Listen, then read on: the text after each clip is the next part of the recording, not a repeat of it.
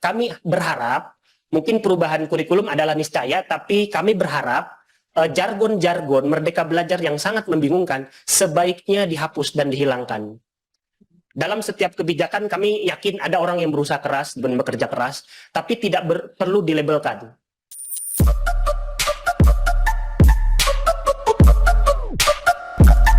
Assalamualaikum warahmatullahi wabarakatuh, Bapak, Ibu, dan Saudara. Kalau kita dengar apa yang disampaikan Koalisi Pendidikan Nasional pada RDPU Komisi 10 beberapa waktu lalu, nampaknya banyak masalah dari kebijakan Menteri Pendidikan lama. Mulai dari indikator profil pelajar Pancasila, besarnya anggaran program guru penggerak, PMM yang membebani guru, dan beberapa masalah-masalah lainnya. Yuk, mari kita simak secara lengkap tayangan berikut, nanti kita ulas di akhir video. Beberapa hal diantaranya yang bermasalah adalah pertama dari soal kurikulum Merdeka. Lalu juga tujuan nasional ini berkaitan dengan juga tujuan kurikulum yang dibuatnya. Nah, ini juga tolong dievaluasi karena di dalam profil pelajar Pancasila ini ada namanya akhlak terhadap negara untuk tingkat PAUD. Kebayang nggak? Anak PAUD itu akhlak kepada negaranya yang mesti gimana? Nah, hal semacam itu saya kira harusnya tidak terjadi, apalagi tidak diturunkan langsung dari Pancasila misalkan. Lalu program guru penggerak yang kalau dihitung secara akumulatif itu 3 triliun. Dananya jauh lebih besar berkali-kali lipat daripada PPG. Padahal guru kalau profesional ya harusnya PPG. Di mana dalam program guru penggerak itu satu guru itu biaya 19 sampai 20 juta. Itu padahal bisa PPG berkali-kali ya. Padahal dengan PPG guru itu bisa dianggap profesional dan memiliki banyak kompetensi. Lalu juga untuk ANBK, kami kira data ini harusnya digunakan sebagai kepentingan pendidikan nasional, bukan kepentingan program gitu. Yang kelima itu adalah platform Merdeka Mengajar. Kami dari P2G pernah melakukan survei di 217 guru di 26 provinsi yang menyatakan bahwa PMM aplikasi dari kementerian ini menjadi beban baru. Saya ada beberapa contoh, misalkan ketika kami di NTT, Pak, kami mengadakan diskusi pelatihan. Ketika kami tanya, apakah di sini Bapak Ibu mengisi PMM sampai larut malam? Oh tidak, katanya. Kami tidak sampai sefrustasi itu, tapi kami liburkan sekolah, Pak. Jadi sekolahnya libur, muridnya pulang, seharian guru buka laptop. Jadi saya kira sudah keluar bagaimana teknologi yang harusnya dimanfaatkan ini malah menjadi beban baru. Dan 80% guru-guru yang kami survei ini mengerjakan aplikasi sampai malam-malam. Di malam hari mereka dibantu oleh istri, suami, anaknya yang mungkin masih muda. Dan juga mereka juga mengalami beban digital. Di Jawa Timur itu satu guru itu menggunakan 16 aplikasi. Canva, Belajar ID, dan lain sebagainya. Itu kalau laptopnya bagus. Dan ada lagi ada kewajiban untuk diinstal di handphonenya, dan handphonenya RAM-nya kecil, mau rusak juga, dan harus nge-zoom juga sampai handphonenya panas. Nah, ini yang saya kira tidak dihitung. Makanya kami melihat di sini pada saat kami melakukan survei, rata-rata guru menggunakan wifi dan listrik pribadi. Nah, di mana peran negara di sini? Tidak ada gitu. Nah, ini yang saya kira yang kebijakan yang sangat tertutup, yang sangat berbahaya. Jadi harus dievaluasi. Kita tidak menolak teknologi, tapi kan kalau dikasih iPad kan enak gitu, kira-kira gitu loh. Nah, itu beberapa hal, dan saya kira kita belajar dari masa lalu. Yang pertama, tentu saja kami berharap, mungkin perubahan kurikulum adalah niscaya, tapi kami berharap jargon-jargon Merdeka Belajar yang sangat membingungkan sebaiknya dihapus dan dihilangkan. Dalam setiap kebijakan kami yakin ada orang yang berusaha keras dan bekerja keras, tapi tidak perlu dilabelkan. Karena Bapak Ibu kalau dari tahun 2021 sampai 2024, nama kurikulum itu ada banyak. Kurikulum prototipe, kurikulum sekolah penggerak, kurikulum operasional satuan pendidikan, kurikulum merdeka. Setelah jadi naskah akademik, kurikulum merdeka 1 tahun, kurikulum merdeka 2 tahun, kurikulum merdeka tahun ketiga. Lalu di dalam Kepmen, di dalam Permennya itu beda-beda. Di dalam Kepmennya namanya kurikulum pemulihan pembelajaran. Isinya kurikulum merdeka. Dalam Permendikbudnya, isinya kurikulum merdeka. Nama Permendikbudnya nomor 12 tahun 2024, itu disebutnya kurikulum pada pendidikan PAUD dan Dikdasmen. Namanya PAUD Dikdasmen, isinya kurikulum merdeka. Ini harus ditertibkan.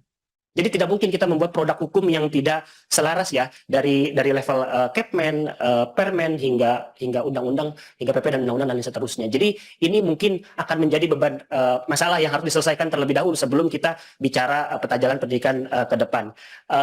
Untuk saya itu saja. Mungkin cukup ya. Cukup maaf ya, kalau lebih karena kita rombongan. Baik Bapak Ibu, ini pembahasan di Akar Rumput terkait implementasi kebijakan Menteri Pendidikan sebelumnya. Jika Bapak Ibu memang berbeda persepsi dengan saya, tidak masalah ya. Yang pertama, kita ulas terkait dengan kurikulum merdeka. Ternyata di lapangan banyak guru-guru yang masih bingung. Mungkin karena pelatihannya terbatas, guru-guru diminta untuk pelatihan mandiri di PMM, yang setelah mempelajarinya, entah mereka paham atau tidak. Kemudian yang saya ingat di pertengahan tahun 2024 ini, kalau tidak salah ya, itu ada perubahan capaian pembelajaran di struktur kurikulum. Di saat sekolah-sekolah itu baru saja membeli buku-buku paket yang katanya masih rumusan capaian pembelajaran yang lama. Nah, ini tentu saja jadi membuat kebingungan. Jadi seperti apa sementara kita sudah membeli buku, kemudian muncul lagi perubahan capaian pembelajaran. Ya akhirnya mau tidak mau karena bukunya sudah dibeli, ya kita jalan saja gitu. Itu terkait dengan kurikulum Merdeka yang saya ketahui di akar rumput permasalahannya ya. Kemudian yang kedua terkait dengan ANBK. Jadi ANBK ini masalah klasiknya yaitu berkaitan dengan keterbatasan perangkat dan sinyal barangkali ya untuk daerah-daerah yang katakanlah tidak terjangkau sinyal. Ada juga protes dari masyarakat karena ada sebagian masyarakat yang protes ke sekolah gitu. Kenapa anak saya tidak bisa ikut ujian komputer gitu, padahal anak-anak yang lainnya ikut. Nah, ini kan sementara yang kita tahu peserta ANBK itu hanya sampel yang jumlahnya kurang lebih hanya 30 orang, sementara yang lainnya itu tidak dilibatkan. Nah, ini menimbulkan protes ke masyarakat. Dianggapnya masyarakat anaknya tersebut tidak diikut sertakan ujian, padahal ini hanya pesertanya terbatas gitu. Dan pesertanya juga kalau tidak salah direndam langsung itu oleh kementerian. Kemudian yang ketiga berkaitan dengan PMM. Nah, ini saya akui memang Mas Nadiem ini pernah menghadapi masa-masa sulit akibat COVID, BDR ya, dulu kebijakan BDR, belajar dari rumah. Nah, PMM ini bisa dikatakan bagus menurut saya, tinggal bagaimana kita bijak memanfaatkannya.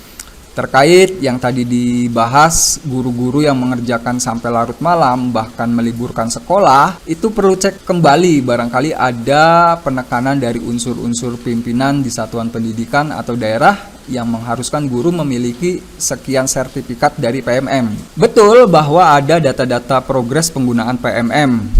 Jadi ketahuan tuh sekolah yang jarang mengakses, maka nilai progresnya rendah. Jadi sekolah yang guru-gurunya jarang mengakses PMM itu ketahuan oleh sistem Kemdikbud dan itu di-share. Nah, makanya harus dipaksa ikut PMM lah, seolah-olah seperti itu. Tetapi seharusnya para otoritas, misalnya kepala sekolah, pengawas sekolah, atau unsur dinas pendidikan itu memahami prioritas apa yang sedang dibutuhkan sekolah.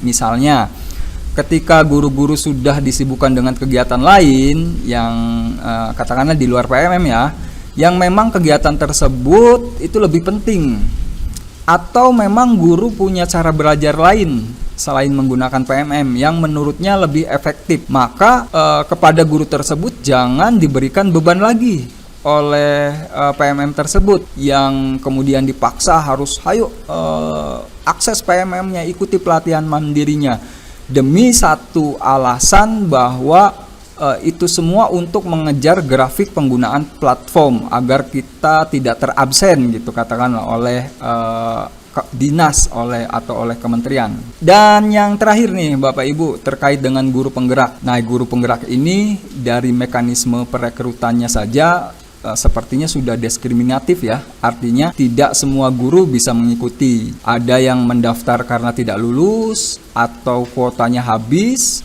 atau memang guru tersebut tidak tertarik. Kemudian GP ini seperti yang guru-guru yang teristimewa lah gitu katakanlah, karena di Permendikbudnya juga ada bahwa mereka diistimewakan karena lulusan guru penggerak itu dapat langsung menjadi kepala sekolah dan pengawas sekolah.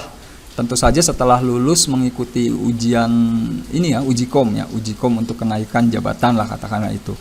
Nah, padahal masih banyak guru-guru yang bukan guru penggerak itu memiliki prestasi dan kompetensi yang lebih baik. Saya pikir kementerian itu terlalu mengintervensi dengan urusan pengisian jabatan kepala sekolah dan pengawas sekolah di daerah gitu. Padahal yang lebih tahu justru tentang kompetensi guru di daerah itu ya pemerintah daerah itu sendiri gitu. Mereka tahu mana yang memang layak diangkat karena berprestasi katakanlah atau memang memiliki kompetensi yang baik.